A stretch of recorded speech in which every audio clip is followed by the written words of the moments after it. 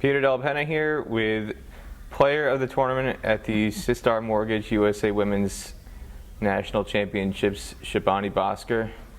Congratulations, first off, on winning the award. Thank you, Peter. What was it like getting an opportunity to play in a USA Women's National Championship for the first time in what might feel like forever? It was very exciting. We were really looking forward to it. So when the intra-regionals and then the regionals were announced, and then we knew that there would be a nationals, I think everyone was very much looking forward to it, especially since we haven't had a lot of cricket since the end of 2019 because of the pandemic. So we were all just very eager to get back on the field, and it's been a good few months. Culmination of that, this past week in Florida, you finished as the leading run scorer in the event. I know you're somebody who has very high goals and targets that you set for yourself, but to be able to fulfill those in the way that you did as the leading run scorer, what was the preparation like for you specifically coming into this event that enabled you to achieve those targets? So the preparation is manifold. One would of course be the batting side of things. Yes, I have my strengths, but also to improve on certain areas of my batting. And along with Coach Pricey and other coaches that I work with, we've been working on, say, like the offside game, trying to get my shoulder in, my alignment to the ball and things like that. So the technical aspect, but also the mental aspect, the temperament, especially to bat 50 overs, because we've played a lot of T20 cricket over the past few years and not a lot of 50-over cricket. So preparing for the 50-over qualifier that was supposed to happen, of course, last year, but has been postponed and further postponed to December possibly. Just the patience to stay and bat, but not become too defensive. So the mental side of things, that's also been a part of the preparation. And yeah, I think it was a decent tournament.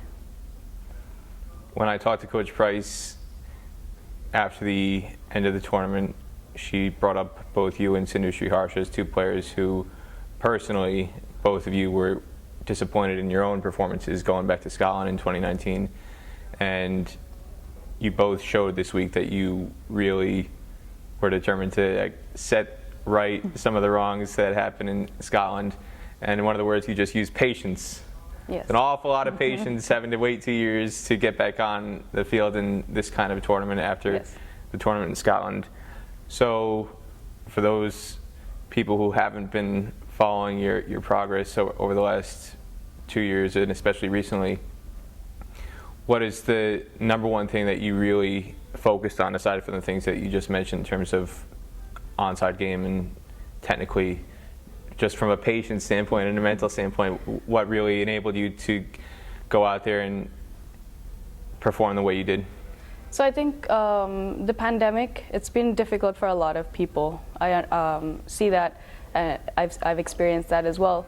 But I also feel it's given a lot of us the opportunity to kind of freeze and just analyze where we were and where we want to be, and do the needful to get there. So whether it's working on the mental aspect of patience and temperament and how to build that, or just analyzing the game and see what's going wrong. Because if we're just going from tournament to tournament and we don't have a lot of time or off season, then it's hard to work on specific things. Whereas when you have more time, of course the pandemic, we weren't sure how long it would go on for and how long we had before the tournament would actually happen. But I think that was also, I think in my case, a slight blessing in disguise, because I had enough time to kind of just slow down and think about, okay, I need to work on these aspects, and then actually work on them.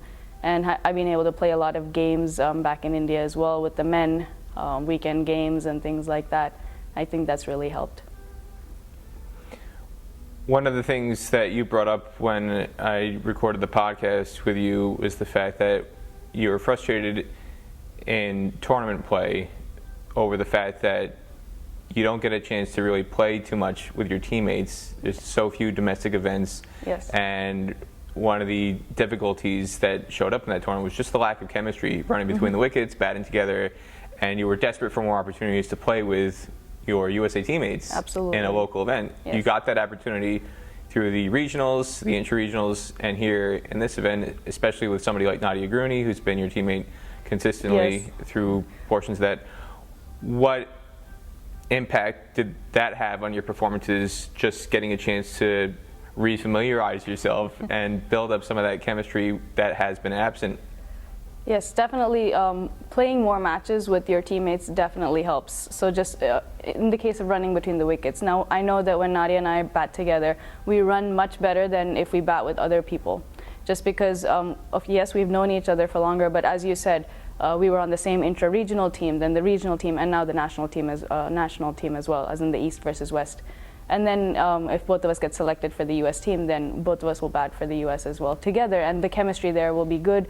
Sometimes we won't even have to call to take those runs or push for those twos. So definitely that is a big positive when you have the opportunity to play. Even Geetika Kodali, so she was in the regional team. I played for the same regional team, and now for the East side. And just even the captaincy style and things like that, she'll know where to stand or what angle I'd want her to be when a certain type of bowler is bowling. So all of these things also help in reducing the time when we're fielding, but also the chemistry, as you said, running between the wickets or facing specific kinds of bowlers. So certain batters prefer to, say, face outswing, and then another batter may be stronger against inswing, and then we can work that out, and that way the partnership grows, and we can also bat at a higher strike rate and things like that. So that understanding definitely is more when we play more games together. This is actually something Sindhu and I spoke about, I think during the last game or just after the last game. It would have been great if we could bat together in a domestic tournament as well. We only bat together when we play for the U.S. That's just how it's been. But yeah, it would be a lot of fun if we could do that as well. On that point, yeah. Coach Price mentioned in her interview that it was obvious to her, seeing somebody like Anika Cohen bat with Asani Vigela, the efficiency of their partnership was brought out by the fact that they bat together locally in Northern California, and they're so familiar with each other. And it seems like a subtle point, but it was obvious how important it was on the field, whether with the West or in your partnerships with Nadia and some of the other players in the East. What is the, I guess, number one way to address that in spite of the obstacles that are present in terms of the lack of opportunities that are present in women's cricket? Is there some way you feel that that can be improved regardless of the number of opportunities that you do get to play with each other? I think it also comes with experience, but a lot of it is to do with trust. So knowing that your partner can make the run or will call fairly and things like that. So it comes down to trust. But when Sindhu and I bat together, we've had some good partnerships. I think that has also built up over time through experience to know that the other person can also make the run and make it back for the second. And just knowing that, for example, Sindhu will play more offside shots, and I'm known more to play leg side or sometimes like towards mid-on. So just knowing the areas that a batter will score and be ready for the run accordingly. So just we know, okay, these fielders are back on the offside, that means Sindhu is looking to take a single there, or Nadia is looking to take a single there. So understanding each other's games, and I think that can be done off the field as well. It's not just analyzing your opposition, but analyzing your teammates so you can help them score and they will also help you score. Yeah. At one point, you were the youngest player in the U.S.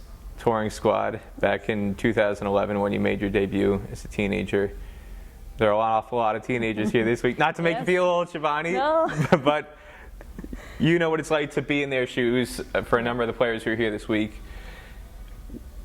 When you see the way they perform, some of the players such as Annika Kumar, who finishes the best bowler, or Asani Vigela, or Anika Cohen, and so many others to choose from, what stands out to you about them, and what do you think they're doing better in the context of thinking back to what you were as a teenager getting into the U.S. team and kind of comparing your game at that point to the stage where they are at, trying to break into the U.S. team along similar lines?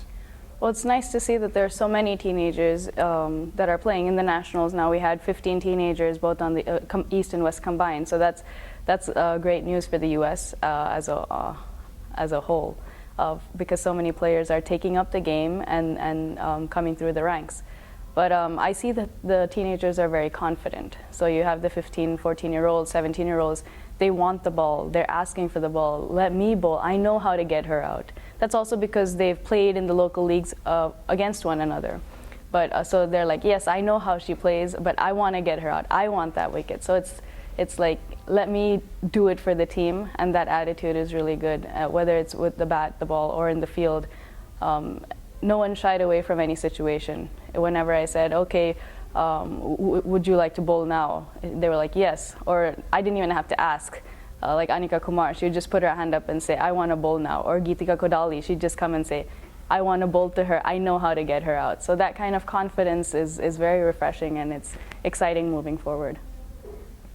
Aside from that confidence factor, just from a skills standpoint, technical standpoint, what else stood out to you most about the players, both on your side and the players you were coming up against in the West squad from that standpoint in terms of the youth? So in terms of the technical standpoint, I think like a lot of the players are actually playing nice and straight, whether it's Disha Dhingra or now Isani was playing the field very well. So if we said straight fielder, she was actually guiding it behind point or towards third man. So they are really thinking on their feet and playing, which is very nice. And the bowlers, they were able to control the lines and lengths that they wanted to bowl. So if we set an offside field, they were able to bowl fourth, fifth stump fairly consistently. Maybe not 6 balls in the entire over, but at least 4 to 5 balls, which is very good control. So from a technical standpoint, that's there. I think they can get, of course, a little stronger, but as they grow older, they'll also get stronger and taller and all of those things. So we should wait for that. Wait, but not too long. Are you looking over your shoulder? No, I'm excited to play with all of them. It's healthy competition is what I believe. So as they push, everyone gets better. The older players, the current USA squad, all of us have to work harder to maintain our place in the team, and that just makes the US stronger as a cricketing nation, and I'm just excited for that. You've got the Americas qualifier in terms of the T20 format coming up, but I think everybody expects USA to come out of that based on the previous performances that USA has had in that event. 50-over qualifier is a different matter. Yeah. It's been a decade since USA was at that qualifier in Bangladesh. Yes. And USA really struggled outside of the win against Zimbabwe. The gap in terms of the disparity of results was quite significant. Thinking back a decade ago to that squad, which you were the youngest player, and there were some players who were in their 40s and even a few in their 50s who were in that Yes. squad, compared to the energy level and the fitness and the fielding that was present this week in Florida. What makes you believe, based on what you've seen here, that USA will be a more competitive outfit heading into that 50-over qualifier? Well, you just said it, the energy. I think the energy is very good. And all the teenagers, they are playing a lot of cricket. So they play in the men's leagues and the boys' leagues, and they play 30, 40-over cricket. So 50 overs is not too far. It's only 10 overs more. Yes, the 10 overs can be tough, but they now, through the regionals and now the nationals, we've done fairly well in the 50 overs, being able to field 50 overs or even bat out 50 overs. So it's important to have that patience, and I think that patience is building. But that energy that the teenagers bring is really helpful in the field. But not just the teenagers, senior cricketers like Nadia, the energy she brings, she just doesn't get tired. Or Wallo is always encouraging, Annika Wallerson is always encouraging the players and keeping the energy up. So when we had slightly longer partnerships, whether in the 50 overs or the T20, naturally the team's energy on the field drops a little. But then Wallerson and Nadia Gruni, they pick us up, and so it's a good mixture of youth and experience that come together, and that energy is just amazing. What else needs to happen before the qualifier to give you the best chance, speaking of the 50 over qualifier, to give you the best chance of success in that event? I think a little work on our catching. So we've dropped a few catches, or the opportunities that come our way, we need to make sure the easy opportunities are not let go of, whether it's a run out or a catch opportunity. I know over this week we did miss a few opportunities, at least as the east side. When the easy opportunities present themselves, if we take those, the simple catches, it makes the game much easier. Yes, if the 50% chances, the half chances go our way, that's great. But the easier ones, the sitters, need to definitely be taken. In terms of our batting, I think rotating the strike is very important, especially in 50 over cricket. One day cricket is one run cricket is what I believe. So as long as we're able to take 4 singles at ease in an over, and then we'll of course get a boundary now and then, but to be able to rotate the strike confidently without risking too much in terms of maybe a possible LBW or things like that, without fear and things like that. If we're able to do that, definitely I think our success rate in a 50 over game will be much higher. One of the things that I brought up and we discussed at length in the podcast a few months ago was the fact that at times you felt under pressure playing for USA because just the squad depth wasn't there, especially on the batting side, and you felt like you had to hold back from playing a lot of your shots in order to stay a lot longer. What evidence did you see this week, whether from within your own East squad or broadly between the two squads, that gives you the belief that you're no longer going to have to hold yourself back? So I think a role of a cricketer changes depending on the team they play for. And from what I saw, like we had some outstanding performances from Gargi Bogle, Isani Vaghela, of course in the Sri Harsha, Nadia Gruni. So we've had a lot of good. Mahika Kandanala also batted really well through the series. So just seeing that there are attacking batters who are also staying for 40 runs or 40 individual runs and then 80-run partnerships, 100-run partnerships. The West side was down 7 wickets and they had a 100-run partnership after that. So that was just amazing to see. So Jivana and Isani had a great partnership there under pressure. So instances such as those give me the confidence that as a team we're going to be more formidable. Anything else you want to say about this tournament heading into the qualifiers coming up over the course of 2021? I think it was good that we had 6 games in 6 days. That is a real test of the ability to keep playing, whether in the field or while batting or bowling as well, because to bowl 10 overs and then 10 overs and then 4 overs, it's tough as a bowler, and to also field for that duration of time. And it was quite hot as well, 90-degree heat. So just to have the stamina to keep going and to perform under that pressure, and all the games were quite tight.